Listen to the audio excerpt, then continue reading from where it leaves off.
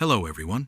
As a result of the numerous advantages that may be gained from growing these one-of-a-kind creatures, reindeer farming is gaining popularity all over the world.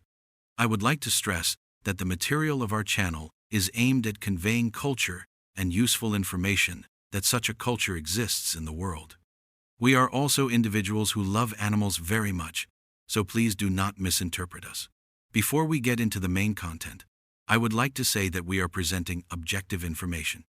The image of Santa Claus and sceneries of snowy winters are frequently associated with reindeer.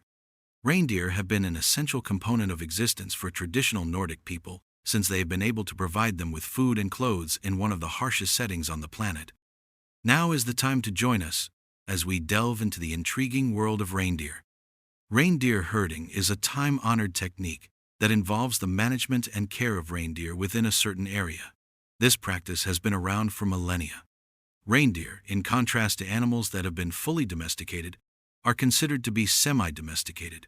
This means that they still have many of their wild instincts as well as the ability to be guided and cared for by people. There are 10 countries that engage in the practice of reindeer herding: Norway, Sweden, Finland, Russia, Greenland, Alaska, Mongolia, China, Canada, and Scotland. In most cases, the individuals who are responsible for herding reindeer, who are referred to as reindeer herders, are employed within organized groupings such as families, herding districts, Sami communities, and communal farms.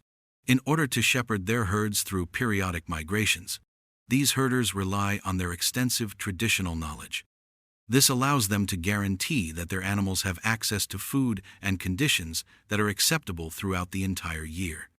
Today, around 100,000 individuals are engaged in the activity of herding reindeer, particularly in the northern circumpolar regions.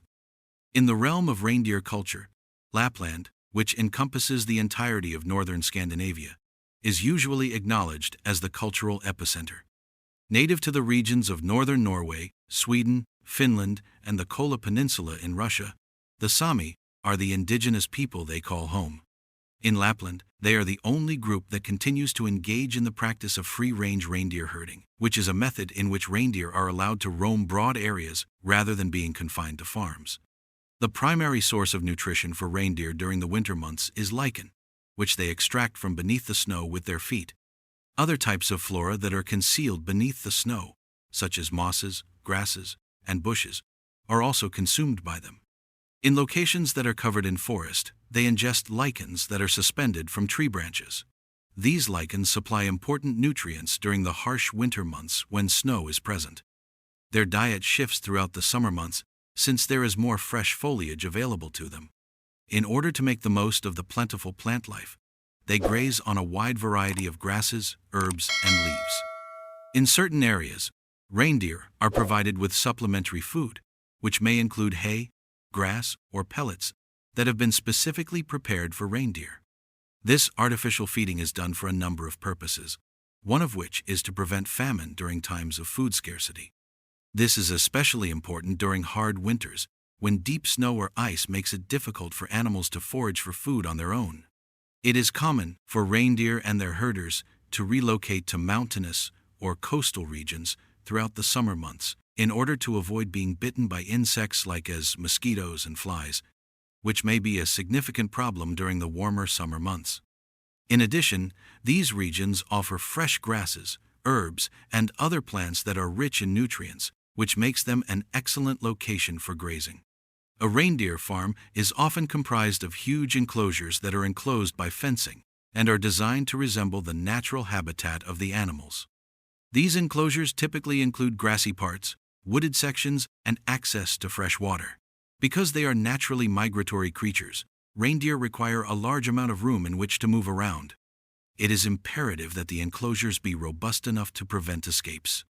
As part of the process of maintaining and caring for the herd, sorting the reindeer is a crucial stage.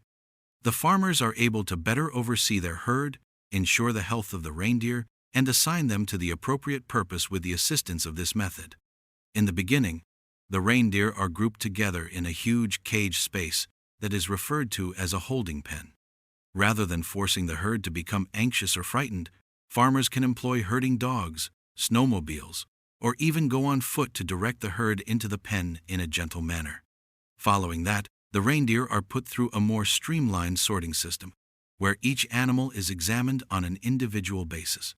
Farmers read identification tags, evaluate the animal's health and size, and then place them in the proper category based on their findings. The practice of earmarking is among the most often used strategies. For the purpose of creating one-of-a-kind identification marks, farmers chop a little portion of the ear into two distinct forms. Both male and female reindeer are capable of growing antlers, which distinguishes them from other species of deer, in which antlers are typically only found in males. When it comes to the behavior of reindeer, antlers are quite important, particularly when it comes to the competition that occurs between males during the autumn rutting season. Males engage in dominance battles, in which they compete with one another for access to females, and they utilize their large, well-developed antlers as weapons. Due to their exceptional swimming abilities, reindeer are able to navigate rivers and lakes with relative ease. During their journey, reindeer frequently do so by swimming across rivers and lakes. During their search for better feeding places, they traverse great distances, and water bodies are frequently encountered as barriers along their way. On the contrary, reindeer swim directly across them rather than strolling around them. At Christmas, celebrations held in North America and Europe throughout the holiday season, reindeer are a popular attraction that people look forward to seeing. It is common practice to rent them for parades, festivals, and nativity scenes, as they lend an air of merriment to the celebratory events. They spend most of the year on farms, where they are cared for and groomed to interact with people from a young age. A few farms also provide visitors with the opportunity to feed the reindeer and learn about them.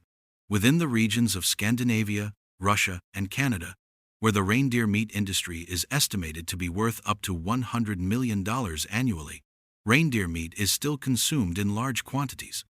The sale of exotic meats, on the other hand, can be harmful to wild animal populations, and its purpose is frequently to satiate curiosity at special feasts. In spite of this, I would want to emphasize that the sole purpose of all of my content is to disseminate information and culture from all over the world that actually exists. I do not intend to urge people to cause harm to animals, so please do not misinterpret me.